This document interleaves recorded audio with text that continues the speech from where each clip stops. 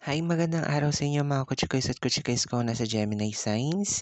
Ito na ang inyong very quick reading for the love situation that you have as of the very moment. At tingnan natin dito mga kutsikoys at kutsikoys ko na sa Gemini Signs kung ano nga ba ang inyong love situation as of the very moment. So, lagi ko nga pinapaalala sa inyo na take what only resonating with you guys at wag niyong i-take yung mga hindi nagre-resonate sa inyo na reading, no? Kasi baka mamaya isip kayo ng isip tapos na-overthink kayo dahil hindi tumutugma sa inyo ang sitwasyon. So, tingnan natin dito kung ano nga ba ang nangyayari sa love situation mo, ating Gemini signs. Okay.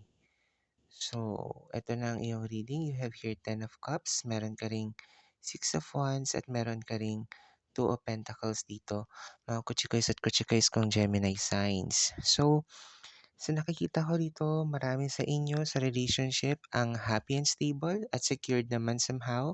Kaya lang, may ilan din sa inyo yung medyo parang nakakaramdam na niloloko sa sitwasyon or nagja-juggle ng emotions. Maring ikaw din to, nagloloko ka sa partner mo or yung partner mo niloloko ka, no? Kasi may six of wands eh.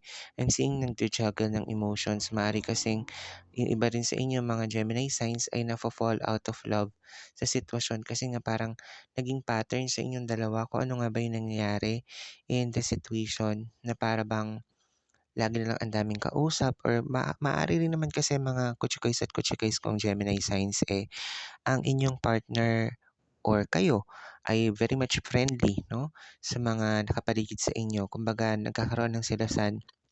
Pero so far eto namang pagseselos na 'to, eh, na nagiging maayos pa rin naman somehow. Kaya lang may ilan sa inyo talaga nakakaramdam na parang gusto ng ano, kumbaga, eh, parang makipaghiwalay pero hindi pa naman ito yung tamang panahon for both of you to, separate ways. Kasi nakikita ko naman na both of you are still exchanging thoughts and emotions to each other, no? And all at the same time ay, secured at, happy pa rin naman ang inyong relationship somehow, 'no? So, sa mga kutsikoys at kutsikoys kong Gemini signs out there, 'wag masyadong mag-alala, 'no? Kasi sa nakikita ko naman mahal din naman kayo ng partner niyo and, sabi ko nga, stable at secure naman ang inyong relationship somehow.